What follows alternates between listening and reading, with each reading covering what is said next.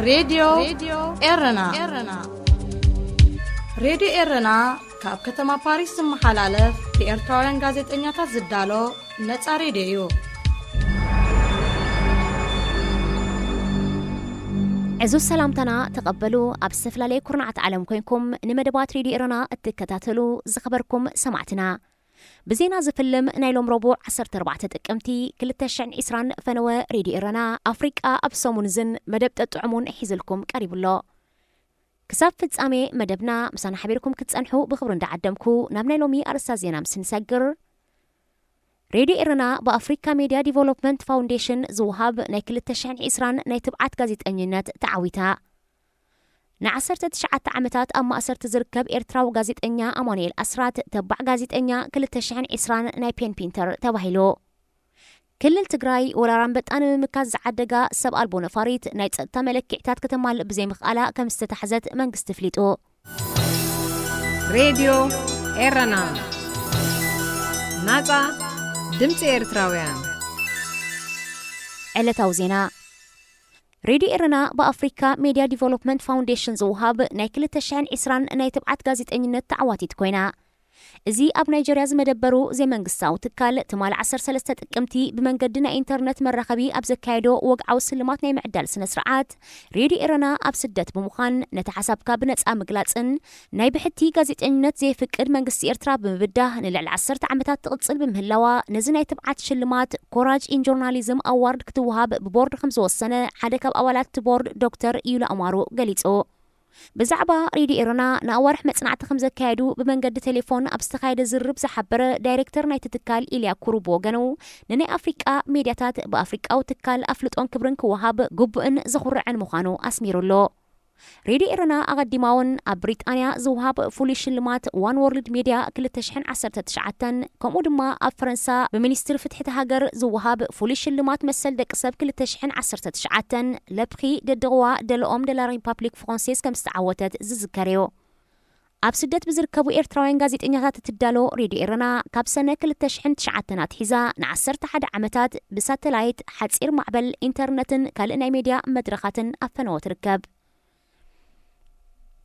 أبكال تمساسال زينا نعسرت 9 عامتات أما أسرت زركب إرتراو غازيت إنيا أماني الأسرات تبع غازيت إنيا كل تشحن إسران نايبين بينتر بريطانيا تروقحو صحفي قد أمن غازيت إنيان أماني الأسرات أب كل تشحن 16 بحرنت حسب كمقلات تعواتي بين أكسفام مخانو إفلات أماني الأسرات مسكالوت حيالو غازيت إنياتاتن السناداتن نايبحت غازيتاتات أب مسكرم كل تشحن حدن دحر مأساروم زاقيت هالواتهم أيفلتنيو كل التقراي وراران بتأنا بمكات كوت زعدقا سب ألبون فاريت ويدرون نايدحنت ويتأتا مسفريتات كتمال بزي مخالا أب أديس أبا 5 عكتت حلف وكيل دحنت مربب حبريتا دكتور شموتي غزاو أفليتو نسون غازي إنياتات بزهبو مقلتي تاسرحة چاينا زخونت سب ألبون فاريت كاب إسرائيل كم استشمتت بمتقاس منقستي كل التقراي أمنس أقمد هانيت سألن بتا كمتو علم حبارو تقيسو انتخونه تاسب ألبو براريت ناي دحنتن صدتان ملكعتات كتمال بزي مخالا ناب تقراي كتلأخ كم زي تفقدلا الرقاقيتو مع كنازينا كل التقراي منقستي إثيوبيا نتا أب مخته ورار إسلام بتاخت وعل زعدقا سب ألبو براريت معقاتو ما قد سألتا نايتينا تكللن من تسألن متقعن زقبرو زلو وفرو مخانين زوقسا أب زقوانزي أب كلا تقراينا محران ورار إسلام بتا أب حرشان لو معمريتن كبيد قدقاتا موراديو زركب انتخونه منقستي إثيوبيا زاقيت بنفرتي تصير مدهانيت كنتسق أي ترأين زخبركم سمعتنا زينا أبستفتي مولو راديو إرنا راديو إرنا كاب كتما باريس محلالف بإرتوارن غازيت إنياتات زدالو نتا راديو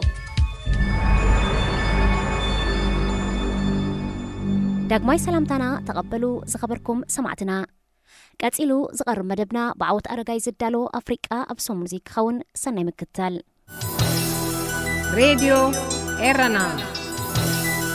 ناتا دمت إرتراويان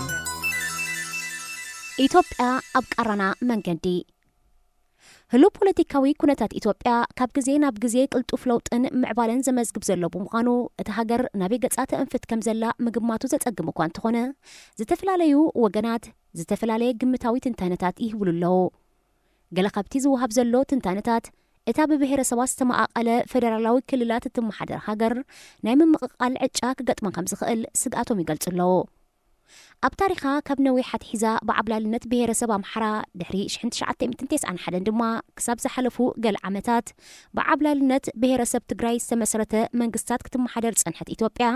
ሓደ ብሔረሰብ ነቶም ካልኦት ናይ ምዕብላል ባህሪ ዝረኣየላን ንሱ ዘኸተሎ ነዊሕ ዝኸደ ቅርሕንቲ ኣብ መንጎ ኣህዛብ ክምዕብለላ ዝፀንሐት ሃገር እያ ቅድሚ 1991 ዝነበረ ኩነታት ብሔረሰባት ትግራይ ኦሮሞን ካልኦትን ብብሔረሰብ ኣምሓራ ካብ ፖለቲካዊ ሱታፌ ይኹን ቁጠባዊ ምዕባለ እቲ ሃገር ብምግላሎም ብረታዊ ቃልሲ ዘካይድሉ ዝነበሩ እዋን እዩ ነይሩ ኣብቲ ብረታዊ ቃልሲ ኣብ 1975 ዝተመስረተ ህዝባዊ ወያነ ሓርነት ትግራይ ኣብ ቃልሲ ብምሕያሉ ድሒሩ ምስ ካልኦት ንኣሽቱ ግንባራት ዝተፈላለያ ብሔረሰባት ብምውሃድ የኢትዮጵያ ህዝቦች አብዮታዊ ዲሞክራሲያዊ ግንባር ማለት ኢህአዴግ ኣቆይሞም ኣብ 28 ጉንበት 1991 ድማ ንርእሰ ከተማ ኣዲስ ኣበባ ተቆጻጺርዋ ብቀዳማይ ሚኒስተር መለስ ዜናዊ ዝምራሕ ዝነበረ ኢህአዴግ ኣብ 1992 መሰጋገሪ መንግስቲ ብምቋም ኣቀዲማ ብክፍለ ሃገር ትመሓደር ንዝነበረት ኢትዮጵያ ናይ ምሕደራ ፖሊስን ቀዋምን ብምቕያር ብብሔረሰባት ኣብ ዝተመቃቀለ ክልላት ብምክፍፋል ብፌደሬሽን ከመሓድራ ጀሚሮ ብመሰረቲ ሓድሽ ምሕደራ ኢትዮጵያ ዛጊት ክሳብ ሕጂ ዝቕጽል ዘሎ ናብ 10 ፌደራላዊ ክልላት ክትምቀልን ከላ ክልተ ከተማታት ማለት ርእሰ ከተማ ኣዲስ ኣበባን ድሬዳዋን ድማ ናይ ገዛእ ርእሰን ምምሕደር ኣለወን ከተማ ኣዲስ ኣበባ ከም ርእሰ ከተማ መጠን ዝተፈላለዩ ሕብረተሰባት ኢትዮጵያ እዮም ዝቕመጡላ ነብሱ ዝኽኣለ ምምሕዳር እትውንን እኳ እንትኾነት ኣብ ውሽጢ ወይ ብክልል ኦሮሚያ ዝተኸበበት እያ ድሕሪ ግዜ እታ ከተማ እናስፋሕፍሐት ናይ ትሕተ ቅርጺ ፕሮጀክታታ እናዓበየን ተቐማጦኣ እናበዝሑን ብምምጽኦም ኣብ መሬት ኦሮሚያ ፕሮጀክታት ክትሕንጽጥ ጀሚራ ብኸምዚ ድማ ናብ መሬት ክልል ኦሮሚያ ኣስፋሕፊሓ መንግስቲ ኢትዮጵያ ይኹን ምምሕዳር ከተማ ኣዲስ ኣበባ ናይ ትሕተ ቅርጺ ውጥናቶምን ፕሮጀክታቶምን ንምስልሳል ካብ ተቐማጦ ኦሮሚያ ዝኾኑ ሓረስቶትን ገባር ሕብረተሰብን ኦሮሞ ብዝተፈላለየ ሜላ መሬት ክምንዝዑ ጀሚሮም በዚ ምኽንያት ድማ ኣንጻር ምስሕፋሕታ ከተማን ምምንዛዕ መሬትን ዝቃወም ሰላማዊ ሰልፍታት ክካየድ ጀሚሮ እቲ ኣብ 2015 ኣንጻር ምግባት መሬት ጀመረ ሰላማዊ ሰልፍታት እናሓየለ ክኸይድ እንከሎ መንግስቲ ኢትዮጵያ ይኹን ኣባላት ጸጥታ ፖሊስን ሰራዊትን ነቲ ሰላማዊ ሰልፍታት ክቆጻጸርዎ ብዘይምኽኣሎም ከህድእዎ ጥይት ዝተሓወሶ ሓይሊ ክጥቀሙ ጀሚሮም ኣብዚ ሓይሊ ዝተሓወሶ መስርሕ ደው ምባል ሰላማዊ ሰልፍታት ሓያሎ ሰባት ክቐተሉ እንከለዉ 10 ኣማኢት ድማ ተኣሲሮምን ሰብኣዊ መሰሎም ተገፊፉን እዚ ድማ ነቲ ዝካየድ ዝነበረ ሰላማዊ ሰልፍታት ነዳዲ ወሲኹሉ ብናህሪ ከም ዝቕጽል ገይርዎ ምምሕዳር ከተማ ኣዲስ ኣበባ ድሒሩ ውጥናቱ እኳ እንተሰረዞ ካብዚ ሰላማዊ ሰልፍታት ግን ደው ክብል ኣይከኣለን ዝተቆጣዐ ህዝቢ ዘለዓዓሎ ሰላማዊ ሰልፍታት ቄሮስ ተሰሜ ብጆሃር መሓመድ ዝተባህለ ኣክቲቪስት ዝምራሕ ምንቅስቃስ መንእስያት ተወሊዱ ቄሮን ካልኦትን ብዝገበርዎ ቀጻልነት ዘለዎ ዝተዋሃደ ሰላማዊ ሰልፍታት ኢትዮጵያ ናብ ዘይምርጋእ ክትምራሕ ብምጅማራ ነቲ ምርጋእ ክቆጻጸርን ከህድእን ዘይከኣለ ቀዳማይ ሚኒስተር ሃይለማርያም ደሳለኝ ኣብ ለካቲት 2018 ብፍቓዱ ካብ ስልጣኑ ክእለ ቀሲብዎ ድሕሪዚ ኢትዮጵያ ሓደ ዳግማይ ካሕውያን ናብ ሰላምን ምርጋእን ከሰጋግራ ዝኽእል መራሒ የድልያ ኣብ ዝነበረሉ ግዜ ከም ትጽቢት ብዙሓት ብ2 ሚያዝያ 2018 ቀዳማይ ሚኒስተር ኮይኑ ስልጣን ዝተረከበ ኣብይ ኣሕመድ ዓሊ ብኹለንትንኡ ተስፋ ዘለዎ መራሒ ኮይኑ ተረኺቡ ብውሑዱ ድማ ኣብቲ ሰዓቲ ንብዙሓት ሰባት ተስፋ ስኒቑ ተደመር ዝብል ጭርሖ ሒዙ ዝመፀ ቀዳማይ ሚኒስተር ኣብይ ኣሕመድ ስልጣን ኣብ ዝሓዘሉ እዋን ኣብ ዘስምዖ መደረ ፖለቲካዊ ጽገና ከም ዝገብር መብጽዓ ብምእታው ንሓድነት ኢትዮጵያን ህዝብታትን ከም ዝሰርሕ ምስ ኣብ ውሽጥን ወፃእን ዝነበሩ ተቃወምቲ ውድባት ኣብ ጣውላ ኮፍ ከም ዝብል ክገልጽ እንከሎ ኣብ መንጎ ኢትዮጵያን ኤርትራን ዝነበረ ናይ ዶብ ግጭት ብሰላማዊ መንገዲ መዕለቢ ክግበረሉ ከም ዝሰርሕ ቃል ኣትዩ ኣብይ ኣሕመድ ዝሃቦ መደረ ንሓያሎ ሰባት ተስፋ ከስንቕ እንከሎ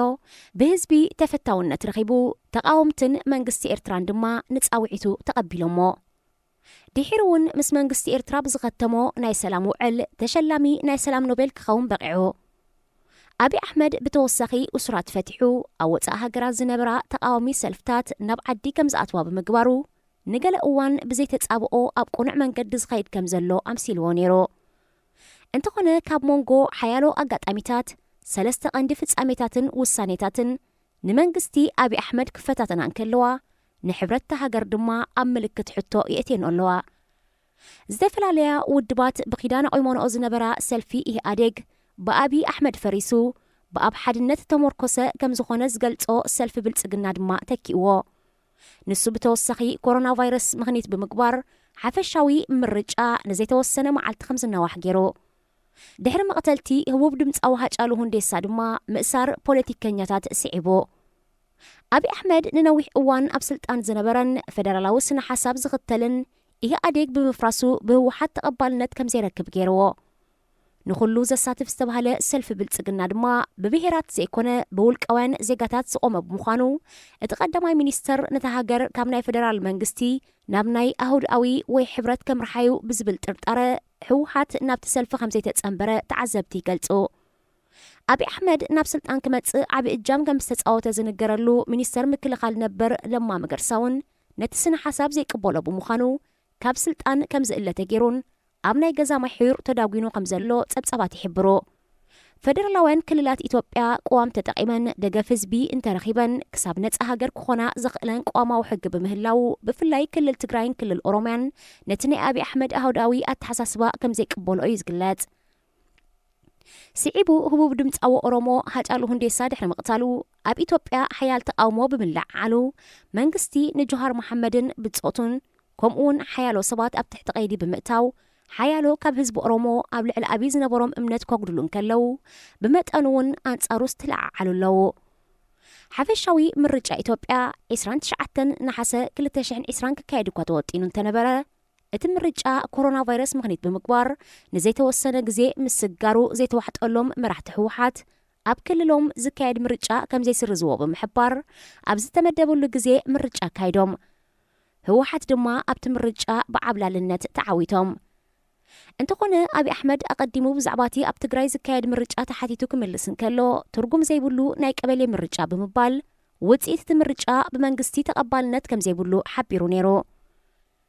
ህወሓት ብወገኖም ምርጫ ክሳብ ዝግበር ካብ 6 ጥቅምቲ 2020 ንድሓር ቀዳማይ ሚኒስተር አብይ አሕመድን ብኡ ዝምራሕ መሰጋገሪ መንግስቲ ኣብቅዒዩ ብምባል ነቲ ቀዳማይ ሚኒስተር ኣፍልጦ ከም ዘይሂብዎ ሓቢሮም ኣብ ባይቶ ዝነበሩ 38 ወከልቱ ድማ ካብ ኣዲስ ኣበባ ናብ ትግራይ ስሒብዎም ኣሎ እዚ ማለት ድሕሪ ሎሚ አብይ አሕመድ ዘመሓላልፎ ዝኾነ ይኹን ትእዛዝ ኣብ ትግራይ ተፈጻምነት የብሉን ማለት ጥራይ ዘይኮነ ከም መራሕውን ኣይክረአን እዩ ህወሓት ምስ ካልኦት ውድባት ኢትዮጵያ ኮይኑ ኢትዮጵያ ኣብ ዝገደደ ምብታንን ሓድሕድ ኩናትን ከይተኣቱ ተላዚምና ናይ ሓባር ግዝያዊ ናይ ሓደራ መንግስቲ ነቐውም ክብል ቅድሚ ወርሒ ኣቢሉ እማመ ምቕራቡ ይዝከር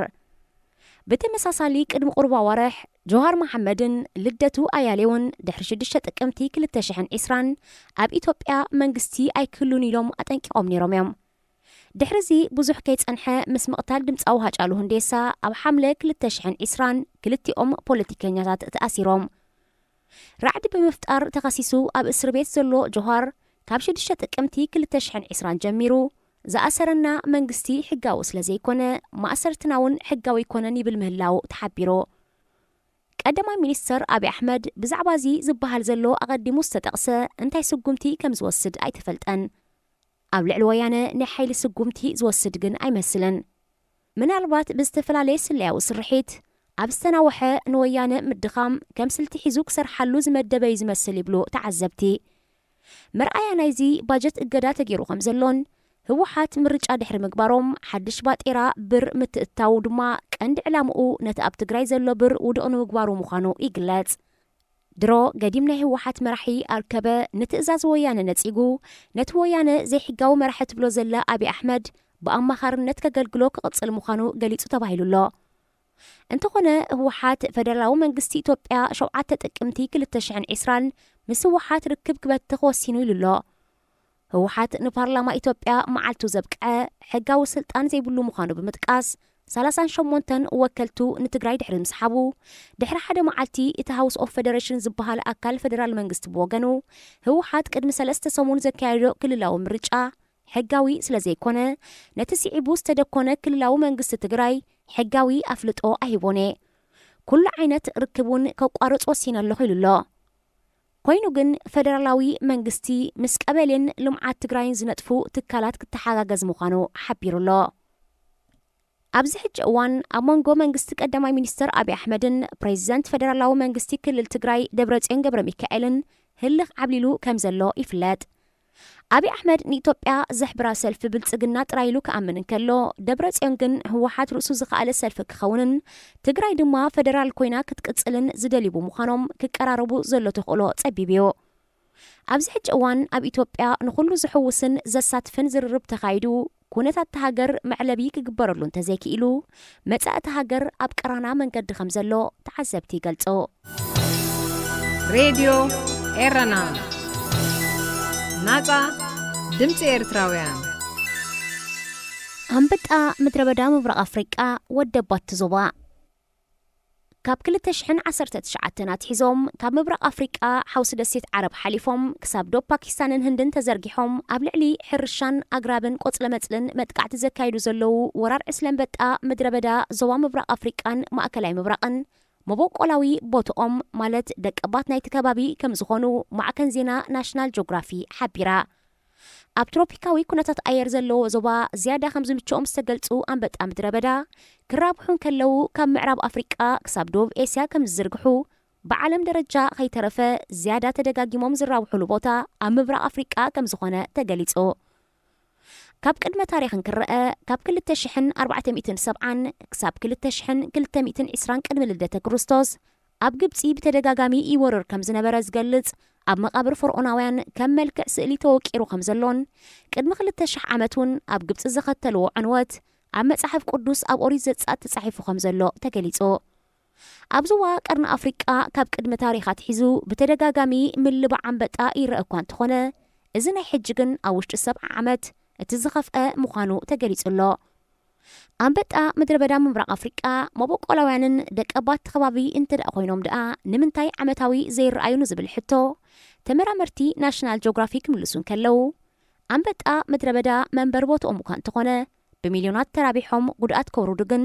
ዘይንቡር ጠልን ንሱ ዘስዓቦ ቆጽለ መጽልን ከም ዘድልዮም ይገልጹ። ዝበዝሐ ግዜ ኣንበጣ ምድረ በዳ በብሓደ ነንበይኖም ዝነብሩ ባሕታውያን ፍጡራት እዮም። ምስ ካልኦት ክራኸቡ እንተኾይኖም ምስ ኣንጻር ጾታን ንርክብን እንቃቑሖ ወሊዶም ንምፍራይን ጥራዮ።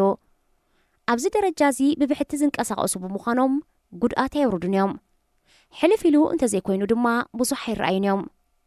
ኣንበጣ ኣብ ከምዚ ደረጃ እንከለዉ ብፍላይ ኣብ ድሩቕ ወቕቲ ዘይንቡር ማይ እንተሃሪሙን ጠሊ ገይሩ ቆጽለ መጽልን ተብቂሉን ግን ዝያዳ መግቢ ስለ ዝረኽቡ ዝያዳ ክፋረዩ ይጅምሩ።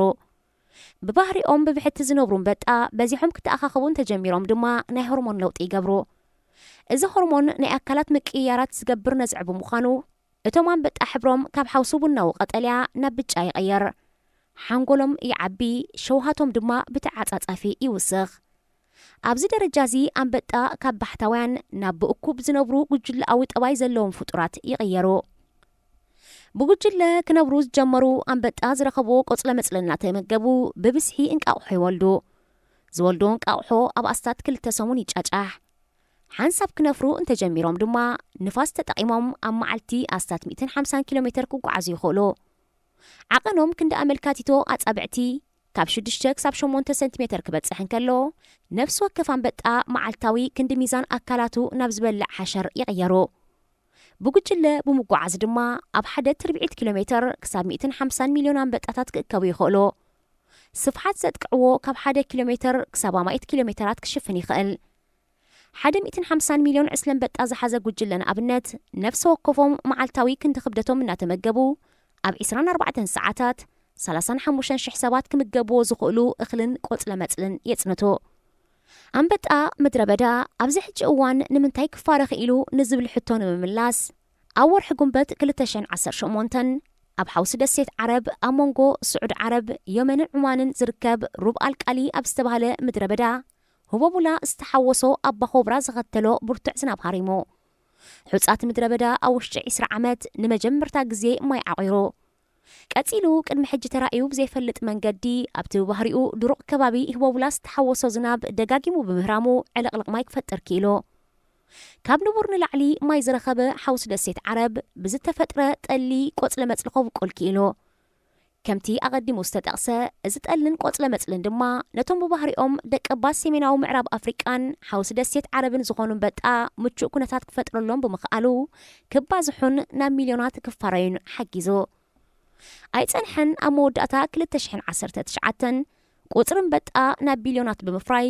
ብጉጅለ ዝጓዓዝ ኣብ 1 ኪሎሜትር ክሳብ 80 ሚልዮን በጣ ክእከቡ ዝኽእሉ በብዕስለ ካብ ዶብ ፓኪስታንን ህንድን ክሳብ ኤርትራ ኢትዮጵያ ሱዳን ኬንያን ሶማልን ክሳብ ዶብ ኡጋንዳ ተዘርጊሑ ዝወረረን በጣ ኣብ ምብራቕ ኣፍሪቃ ጥራይ ኣሳስ 35 ሚእታዊ ዝራእቲ ደምሲሱ ኣሳት 20 ሚልዮን ሰባት ኣብ ሓደጋ ጥሜት ከም ዘእተወ ይግለጽ ወረራን በጣ ውሁድ ጻዕሪ ብምግባር ክጠፍእ ይኽእል እኳ እንተነበረ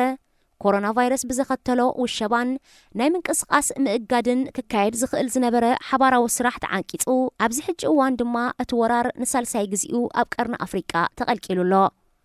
ምብራቕ ኣፍሪቃ ብፍላይ ድማ ዞባ ቀርኒ ኣፍሪቃ ብሰለስተ ባህርያዊ ሓደጋታት ማለት ኮቪድ-19 ወራራን በጣን ዕልቕልቕ ማይን ብምጥቅዑ ኣንጻራን በጣ ዝግበር ዘመተ ኣብ ልዕሊ ምዕንቃፉ እቲ ኣብቲ ዞባ ኣቐዲሙ ዝሃረመ ዘይንቡር ብዝሒ ማይ ድማ ነቶም አንበጣ ደጋጊሞም ክራብሑ ሓጊዝዩ እቲ ዞባ ኣቐዲሙ ብወራራን በጣ ተጠቂዑ ኣብ ምምካት እናሃለወ ኮሮና ቫይረስ ኣርኪቡ ሃገራት ምብራቕ ኣፍሪቃ ናብቲ ቫይረስ ብምትኳር ነቲ ቫይረስ ንምክልኻል ዝወሰደኦ ኣብ ውሽጢ ሃገርን ካብን ናብን ሃገራትን ናይ ምንቅስቓስ እገዳ ወራራን በጣ ሙሉእ ብምሉእ ከይተደምሰሰ ከም ዝተረፈ ብተወሳኺ ይንገር ብተወሳኺ ገለ ዕስለን በጣ ካብ የመን ክሳብ ፓኪስታን ብምዝርግሖም ብፍላይ ድማ ኣብ የመን ብዘሎ ኩናት ነትን በጣ ንምምካት እኹል ስጉምቲ ብዘይምውሳዱን ዳግማይ ክፋረን ናብ ምብራቕ ኣፍሪቃ ክመጽእ ክኢሉ ከም ዘሎን ተፈሊጡ ኣብ ልዕሊ እዚ ክሊማዊ ለውጢ ብዝፈጠሮ ህንዳዊ ውቅያኖስ ብፍላይ ድማ ምዕራባዊ ሸነኹ ኣዝዩ ብምውዓዩ ንሃገራት ቀርኒ ኣፍሪቃ ብፍላይ ድማ ንሶማል ኬንያን ኢትዮጵያን ካብ ዓቐን ዝሓለፈ ዘይንቡር ዝናብ ከንዘንብ ብምግባሩ ኣብ ሓያሎ ንሕርሻ ክቀራረባ ዝጸንሐ ዓድታት ዕልቕልቕ ከም ዝፈጠረ እቲ ውድብ ሓቢሩ ኣብ 2003-2005 ኣብ ሃገራት ምብራቕ ኣፍሪቃ ኣጋጢሙ ዝነበረ መጠናዊ ምልባዕ አንበጣ ጥራይ ናይ ኣስታት 2.5 ቢልዮን ዶላር ክሳራ ውሪዱ ነይሩ አንበጣ ምድረ በዳ ንምጥፋእ ሰባት ዝተፈላለየ ኣገባባት ከም ጥይት ብምትኳስ ቆጽሊ ሒዝካ ደድሕሪኦም ውግያይ ድምፂ ብምፍጣር ከባረርዎም ይፍትኑ እኳ እንተሃለው ግን መሊሱ ናብ ካልእ ክኸዱን ዝያዳ ዕንወት ከውርዱን ከም ዝደገፎም እቲ ዝሓሸ ኣማራጺ መድሃኒት ምንስናስ ምዃኑን ውድብ ሕብራት ሃገራት ይገልጽ ኣብ ሃገራት ምብራቕ ኣፍሪቃ አንበጣ ምብላዕ ልሙድ እኳ እንተዘይኮነ ገለ ክኢላታት ውድብ ሕብራት ሃገራት ሰብ ክበልዖም ክጅምር ይመኽሩ ኣለዉ ኣብ ሓያሎ ሃገራት ኤስያን ኣፍሪቃን አንበጣ ዝበለጸ መግቢ ከም ዝኾነ ይፍለጥ ሬድዮ ኤረና ናጻ ድምፂ ኤርትራውያን ተወሳኺ ኣብ ኬንያ ደቂ ተባዕትዮ ሕብረተሰብ ማሳይ ዕድሚኦም ብዘየገድስ ዓቕሚ ኣዳም ኣኺሎም ሰብኣይ ተባሂሎም ክምረቑ እንተኾይኖም ኣቦታቶምን ዓበይቲ ዓድን ከጽድቑሎምን ክምርቑሎምን ኣለዎም ምርቓ ሰብኡት ድማ ማለት ካብ ዕድመ ንእስነት ናብ ሙሉእ ሰብኣይ ዓመታዊ ዘይኮነ ኣብ ነፍሲ ወከፍ 15 ዓመት እዩ ሓንሳብ ዝካየድ ኣብ 15 ዓመት ኩሎም ሰብኡት ኣኺልና ኢና ዝብሉ ኣብ ቅድሚ ዓበይቲ ዓድን ኣቦታቶምን ብምቕራብ ብወግዒ ይምረቑ ደቂ ኣንስትዮ ክምርዓው ድማ ይፍቀደሎም ሰብኣይ ክትበሃል ንዝተናወሐ ግዜ በረኻ ክትወፍር ኣለካ ማዕሪርካ ክትምገብ ኣለካ ከም ኩናት ዝኣመሰለ ባህላዊ ኣፅዋር ክትዓጥቕ ኣለካ ናይ ብዕራይ ደም ክትሰትለካ ካብ ዝኾነ ነገር ዘይትፈርህን ዘይትሕባእን ክትከውን ክትበቅዕ ኣለካ ኣብ ኬንያ እዚ ናይ ሰብኡት ምረቓ ስነ ስርዓት ዝሓለፈ ሰሙን ብመልክዕ ፌስቲቫል ክካየድ እንከሎ 10,000 መንእስያት ብወግዒ ሰብኡት ተባሂሎም ተመሪቖም ኣቐዲሞም መንእስያት ማሳይ ሰብኡት ተባሂሎም ናይ ተቓላሳይ ማዕርግ ክወሃቦም በብውልቆም በይኖም ብምውፋር ተባዕታይ አንበሳ ክቐትሉ ነይርዎም እዚ ዝገበረ ድማ ክብሪ ይወሃቦን ብደቂ ኣንስትዮ ተፈታዊ ይገብሮን ነይሩ እንተኾነ ምቕታል ተባዕታይ አንበሳ ንብዝሒ ቁፅሪ ናብስ ከጉድሎን ናብ ጽንተት ከምርሖን ድሕሪ ምጅማሩ ጎስጓስ ብምክያድ ብሕጊ ከም ዝኽልከል ተገይሩ ማሳይ ኣብ ኬንያን ታንዛንያን ዝርከቡ ናይሎቲካውያን ኣህዛብ እዮም ሬድዮ ኤረና ናጻ ድምፂ ኤርትራውያን ዝኸበርኩም ሰማዕትና ንሎሚ ተዳልዩ ዝነበረ ብዓወት ኣረጋይ ዝተዳለወ ኣፍሪቃ ኣብ ሰሙን እዚ ኣብ ሰፈጺሙሎ ዝመጽእ ሰሙን ብዝተፈለየ ትሕዝቶ ክሳብ ንራኸብ ሰናይ ቅነ تطعموا مس راديو رنا ኣብዚ መደብ እዚ ንማሕበራዊ ህይወት ዘንጸባርቑ ጽሑፋት፣ ግጥምታት፣ ድርሰታትን ዋዛታትን ዝቐርቡ ኮይኖም ኣብ ህይወት ንዘጋጥሙ ጸገማትን ኣፈታትሖምን ኣመለኻኽታና መዓልታዊ ህይወትና ተዘክሮታት ንእስነትን ካልእ ንኣጠማምታና ውልቃዊ ህይወትና እናንጸባረቐ ዘዘናግዕን ምኽርታት ዝልግስን መደብ እዩ። ተጥዕሙ ምስ ሬድዮ ኤረና። ሰላም ከመይ ትቕንዩ ፍትዋት ተኸታተልቲ መደብ ተጥዑም ምስ ሬድዮ ኤረና። እዚ ትወትር ረብዑ ዝቐርበልኩም መደብኩም መደብ ተጥዑም እዩ።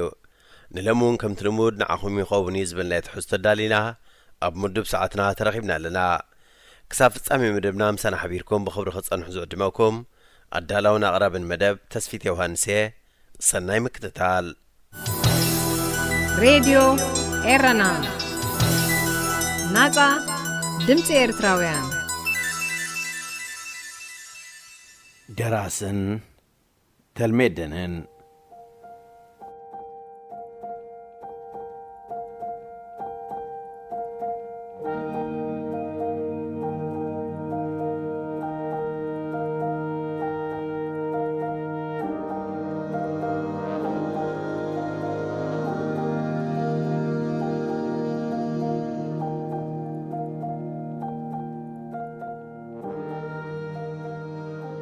ተልሜደን ሎሚ ብዛዕባ ናተይ ጽሑፍ ዘይኮነ ብዛዕባ ናትካ ክንዘራረብ መጽኤካ። ደራሲ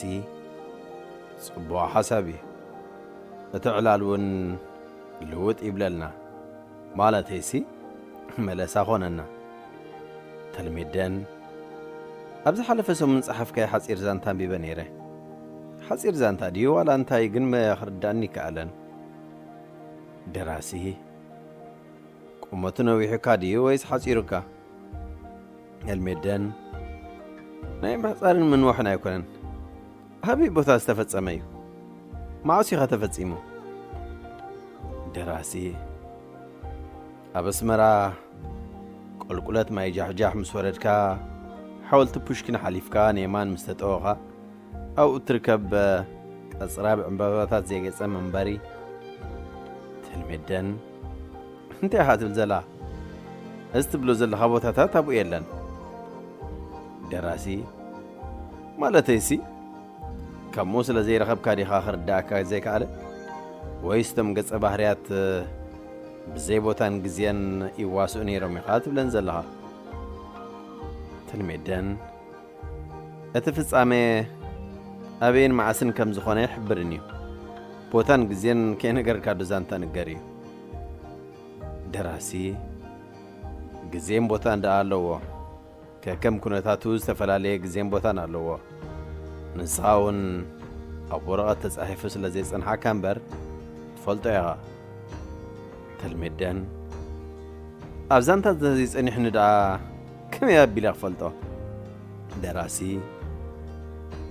ገለ ቦታ ኣይተረኣየካን? ዕለትን ዓመተ ምህረትን ዘይብሉ ግዜ ኣይተረኣየካን? ተልሜደን ኣታሎ ምስ ትብሎ ጠፊእካ ኣሎ ወይ ድማ ጽላለይኻ ጅምረካ ደሊሎ። ዕለትን ዓመተ ምህረትን ዘይብሉ ግዜ ዳ ኣበይ ኣሎ? መዐቀኒ ግዜ እንታይ ዲ? ደራሲ ወሸለ ዓብዳን መጺኒ ንሓንቲ መዓልቲ ካብ ዕብዳን ክፍለ ከም ዘይደሊ ኣይትፈልጥን ዲኻ? ተልሜደን ናብ ጓል መንገድ እንዶይ ትኺድ ብዕብዳና ምኽንያኻ ኣይትህደም። ደራሲ ዕብዳን ዝፈጠሮ ግዜ፣ ዕብዳን ዝፈጠሮ ቦታ፣ ዕብዳን ዝፈጠሮ ገጸ ባህሪ፣ ዕብዳን ዝፈጠሮ ዛንታ፣ ዕብዳን ዝፈጠሮ ድርሰት እንተረኸብካ ዕብዳን ብዝፈጠሮ ስምዒት አንብቦ። ተልሜደን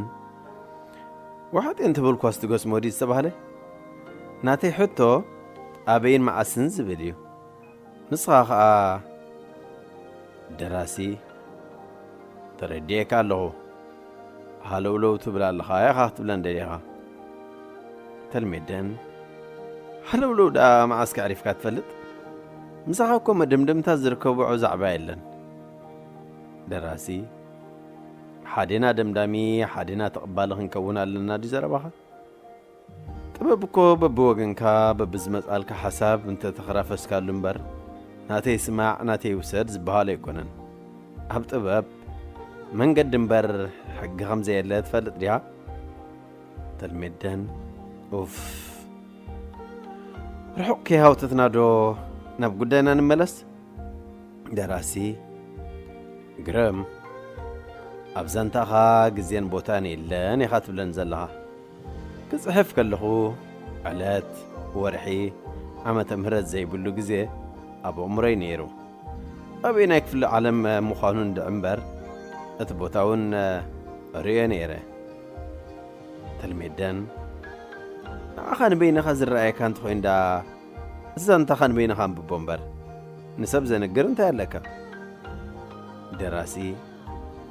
ንበይነይ ጥራይ ኣይኮነን ዝረኣየን ዘሎ ንኹሉ ብቲ ዛንታ ዝጠሓለ ሰብ ይረኣዮ እዩ ብሓቂ ብለካ ንስኻ እውን እቲ ቦታ ትፈልጦ ኢኻ ግዜ መዓስ ከም ዝነበረ ከዓ ወላ ሓንቲ ዘገድሰካ ኣይኮነን ወይ ከዓ ትፈልጦ ኢኻ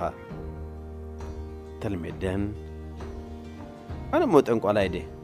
ንስኻ በዓል ዛንታ ዘይነገርካ እኒ በዕለይ ዝፈልጦ ደራሲ ናጽነትካ ሃበኒ ኢኻ እኮ ትብለን ዘለኻ ብዘይካ እውን ናይ ገዛእ ርእስኻ ናጽነት ንዓይ ክትበኒ ትደሊ ኣለኻ ናጽነትና ናይ ብሕትና ምዃኑ እናፈለጥካ ተልሜደን እንታይ ማለትካ እዙ ሃልውሎ በቃ ደራሲ ግድን 7 መስከረም 2017 ልክዕ ፋዱስን ፈረቓን ካብ ገዝኡ ተበጊሱ ነቲ ሰፊሕ ጎደና ሓርነት ሰጊሩ ንመርካቶ ሰንጢቑ ዓቐበት መስጊድ ኾልፋ ኣራሺዱን ብምውፃእ የማነ ጠጠውዩ ንሓደ 20 ጎደል ሜዳ ኤርትራ ምስ በጽሐ ዘይበልካ ትብለኒ ኣለኻ ነቲ ንስኻ ኣነን ከም ዝኸማናን ጽቡቕ ገይሮም ዝፈልጦ ቦታታት ስለ ዘይጠቐስኩ እዩ እዛርበካ ዘሎ ተልሜደን ሃልውሎው እንደይ ትበል ነዚ ትብሎ ዘለኻ ቦታ ዲኻ ክትጠቅስ ዋላ ካልእ ብዘየገድስ ቦታን ግዜን ክትነግር ኣለካ ፍጻሜታት ኣብ ቦታን ግዜን እዮም ዝስረቱ እየ ዝብል ዘለኹ ደራሲ ኣነ ድማ ንባዕለይ ኣብ ናይ ሕልሚ ዓለም እናፈንጠስኩ ንስኻን ከም ዝኸማኻን ከማይ ንኽትፍንጥዙ ናጽነትኩም ገዲፈልኩም ኣለዎ ኣብ ዝኾነ ይኹን እዋን ኣብ ዝኾነ ይኹን ቦታ እቲ ዛንታ ተገይሩ እዩ ንስኻ ከም ዝተሰማዓካ ጌርካ ኣብ ግዜን ቦታን ኣእትዎ ተልሜደን ሓቂ ቅልቅል ክትብል ከላ ንኸይትርታዕ ኢልካ እትገብሮ ሃልወሳይ እዙ ክትርታዕ ምስ ቀረብካ ዕብዳን ተጐልቢብካ መትሓዝን መጨበጢ ዘይብሉ ምጉት ተምጽእ ደራሲ እስከ ሓንቲ ሕቶ ክሓተካ ኣበይ ኮይን ተሰሚዕካ መዓዝ ከመስለካ ቦታ ይረኣየካ ዶ ነይሩ ነቶም ገጸ ባህርያት ኣበይ ኣርጊጽካዮም ነርካ ተልሜደን ካብ መሬት ወጻእዳ ኣበይ ክረኣይ እንደሊኻ ኣነ እኮ እቲ ቦታ በይ ምዃኑ ዝነግር ወላ ሓንቲ ሓበሬታ የለን እየ ዝብለካ ዘለኹ ደራሲ ኣብ ሓደ ጫፍ ናይ ኤርትራ ክኸውን ይኽእል ኣብ ማእከል እውን ክኸውን ይኽእል ኣብ እምባታት ሂማላያ ወይ ኣብ ውሽጢ ሩስያ ወይ እውን ኣብ ወሰናስን ለንደን ኣብ ርእሲ ከተማ ዩጋንዳ ኣብ ዝኾነ ቦታ ከም ዝተፈጸመ ነጊር ኣለኹ ብዓብይኻ ኣብ ናይ ሕልሚ ቦታ ክኸውን ይኽእል ተልሜደን እሞ በሪ እንተበልካስ ሕልሚ ኢልና ድና ክንድምድሞ ደራሲ ምድምዳም ኣይትፍቶ ስነ ጥበብ ድምዳም የብሉን ኣብ ቁፅርን ሳይነስን ኢኻ ድምዲመ ክትብል እትኽእል ጥበብ ውሽጥኻን ውሽጠይን ጥበብ ውሽጢ ነፍሲ ወከፍ ሰብ ንሕናቱ ተኣምራት ዝሓዘ እዩ ስለዝስ ተልሜደን ዘረባኻ መትሓሲኢነሉ ዘምፃኒ ካልእ ትብሎ ዘለኻ ድማ ካልእ ደራሲ ክሳዕ ሕጂ ብዛዕባ እቲ ተሓንጊጥካየ ዝመጻእካ ጉዳይ ዝዛረብ ዘለኹ ብዛዕባኻ ኸዘክረካ እንተደሊኻ ኣብ ዛንታኻ ግዜን ቦታን የለን ዝብል እዩ ብዛዕባ ኢና ንዘራረብ ዘለና ተልሜደን ሓንሳእ ዕብዳን ተምጽእ ሓንሳእ ናጽነት ዶ ገለዶ ትብል ሓንሳእ መድምድምታ ዝበሃል የለን ትብል ኣነ ናብዚ ካብ ዝመጽእ ክሳብ ሕጂ እንታይ ቁም ነገር ተዛሪብካ ደራሲ ስለምንታይ ኣብ ዛንታ ቦታን ግዜን ከሎ ግድነ ትኸውን ጥዑይ ወይ ዝብላዕ ዛንታ ጥራይ ምጽሓፍ እምበር أنباب بعلو أبوتان جزين كأتون دي أمرها مستزانتا سامع ولا بعلم زي اللي بوتاخ سرح قداميكو تلميدن زي اللي بوتاخ بيك سرح دراسي سقوط وين سمع خاف زعبخا قمت مغنياتوس أو حد حبرة سبس لزلنا التعبا بيانا أنت وحدة تمساسال مثلني تلميدن سقوط ويدا هم نافت تنبر يترف بقول عاي كله ولا حجونك سمع باهي بلني إذا مو مستر استنازة أساسر انت علوه دوس نزر استينا بسقوط واي كتكيرو يخاد لها درسي اللو انبر بزعبا زانتا انا كون زارب زلنا صوص واين حسير زانتا انتا كوينم زي فالتو تلميدن مالتسي مزز زربنا زلو قداي انتا يركب اللو مالتكم يزبل زلو دراسي زبزحو منالباتون كلاتهم صوص واي بوتان غزيان زحبوري يكونون كم لمودغن ابت قدم اوان أب حدا عدي لهم يجمريم نابنت بزعبا بحدا جاكا استفصم زانتا انكواقعو اتجاكا أبينا يكفالني علن كم زلو اي نقرون كن سمعهم كلنا كن باهب لنا بزعبا غزيان بوتان بزحين قدسن بزعبو زين قدسو لمخنيات دما أمرونا أنا حساب بوتان غزيان سلسرحيو تلميدن صوص واي مو صوص وايكو زروانا جن بزعبا حصير زانتا يزلو دراسي حجيك تهدم زدلها خوي نسمع عن الله اسك سلمتاي صوص واي كم تفتو نغراني تلميدن اندي سلمتاي كم تفتو يردان دراسي صوص واي كتسمع كلها بزعبا غزين بوتان حسيبك تفلط له تلميدن ما يفلطن دراسي أب حصير زانتا بزعبا غزين بوتان زحسبك زلو دانتا ايو تلميدن غزين بوتان زي بول زانتا ريئن سميعن سلا زي فلط دراسي سلمتاي كم بابي ككم تسمعو غزين بوتان كسلنا صنا زي تهبو ابزنا بتن كيبله ناي حلم بوتا قريصو نتزانتا ابو زين برو ناصنتي هاوكته وزلها انتاي كوين كان زفلطون زي فلطون انببتي أبان قلتات كتماس مرات حزرهم من هالبات وتم زفلطوا بزنجر كايم قدنان مشكورا قرن كقعزو خاليم وتم زي فلطوا جن ولا شح جزء بدك يا بوتات نتحبر كايم ما يجزاء رسم مسلم بوتان جزيان يوم السولو تلميدن جزيان بوتان انت نجر كا انت يسقم على من جار حيشو زي من جار دراسي زي بلس زي حماق ايكون كنزول زلهم زو السنة كان بابي هاي تارجت جروب ديم زبلو كبلكاز دل زلخو كم دعينتها صحافة بناسنا تنخد صحف كم زحق زكاة يزبلد نعم ببتو الناسنا تهب بوتان جزين يفلطوا ناي جزاء رسم مثل حسابات كفترو ناسنا تهبو مالها مالتي قال إذا عبير بحونا اللوا صحفكا المساو خوون أب سمين أمريكا زولو ديو أب إيشيا أب أفريقيا زولو ديو ولا أب أستراليا أو لاتين زولو ديو أب أوروبا كلهم ببوغل كم مونغوليا وزين زي فلتسب بودنا أكله كافة أكلين تبلكايو كمي لغة استماع وراخل مسنا عدم بهلنا تأساسيرون نخمسة أولو الناس أزيت قرفوا تلميدن تشاو زاركي ما عالتنا غير مبرس خاصة وعيلكات حدران ياها تشاو صحافي تعمزق تسفاي منج ايه ممهر ميرون هبت مريم راديو إرنا راديو إرنا كاب كتما باريس محلالف بإرتوارن غازت إنياتا زدالو نتا راديو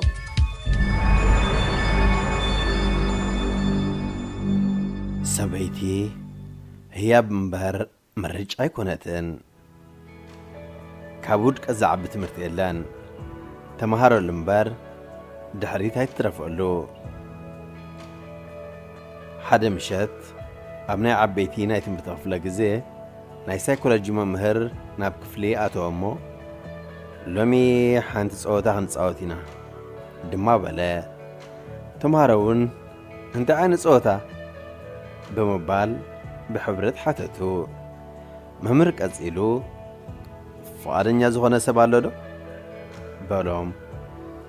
حد فقادنيا تمهراي دما يدو ويتقبلا شو ممهر نتمهراي أبهيوتو عبو بوتا زلووم 37 أسماتوما بتسألم سريريا خصحف حتتو تمهرايون كابيتو سبو جميرو ناي قربيتو ناي ازمارو نعرفتو سمس أحفا ممهر بمقصال تقامت زيكونو 37 نخدم سس أزوزو نسون ناي قربابتو أسمات دمسسا حجون كان أحموشي أسمات نخدم سس نقرو تمهرايون رحوقات يوم زبولوم ناي ازمارو أسمات دمسسا بخمز ملكة ناي 4 سبات سمت راي مالت ناي ديو أبو ناي سبيتون ناي ودون كساب سترف بزح أسمات دمسسا بمولئهم ناي تخفل تمهارو تتصوتا نهت تمهاراي تراي كم زيكونا ترديهم بتمستو تخططلو شعون ممهر كاب سرفو 4 أسمات كلته كدمسس عززو لتمهاراي بطع مخبيد من رجع نبرا لبو النهارمات كم زي تقبلو بزرق ملكة ناي ولدو أسمات دمسسا ممهرا موداتها استرفو خلت أسمات حادين خدمسس نقرو تمهاراي مولو بمولو أمرو تربشا عيننا نبعد ما أقداوق أتقط النابلا ناي ودو السم دمسسا ممهر نتمهاراي نابكوف مباليو نخملس نقرو دحر دقايق ممهر نمنتاي نسبيتها طرحة تريفكايا إلو دما حتتو بيتسب كان عخا نساتهم ترايوم نودخا وليد كان أبز عالم زمساك هاي نسغايخا سبيت جن كالوقت مرعوت غاليها سلمتاي كاباتهم نسبيتها قديمكا بمبال نتمهاراي حتتو كلهم تمهارو ملسن مسمع تدالو تمهارايون بسترقاق منفس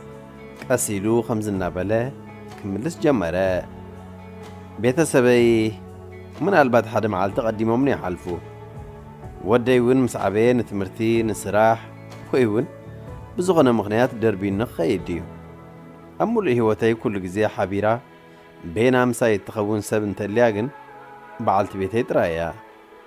دما بلا كلهم تمهارو كابكوف مبريم تنسيهم حق أنيا جاز ناي هيوت سلزكافلهم هنجبجبلو يبهال حق إيو كلاتناون نبيت سبنا خندس فتنان تفتنايم قديفنا يمكن كيدينا ناب مهن مس النبل ناب سبعي ويناب سبعيتاي دكناون كندس فتنان تفتنايم قديفهمنا خوديهم سلم انتهاي مس النبل قديفهمنا ناب عالبيتن ويكأنا بعلت بيتهم يخدو أمودة حبيرهم تصنعو فتأرزت أمرهم كل التنفسات رايوم نساتهم دما 70 يوم سلزفتوي نهيوت منابرتيان اتبلاغوال لعلما نمخ برا قدامنتون هبا نسغون كم مزحفتي ووفتوي سبيتي هي بمبر مرج أهم زيكونة تستوعل سبيت مقتاو تزبلكا كمسخلو طرح انتو خينو حدار زيكونس صلماتي خات دلزلها مالتيو سبيت مقتاو تزبلكا جزخان كدان كان كرسح كلو انتو خينو سبيت زيكونس سرحتنيا تدليكا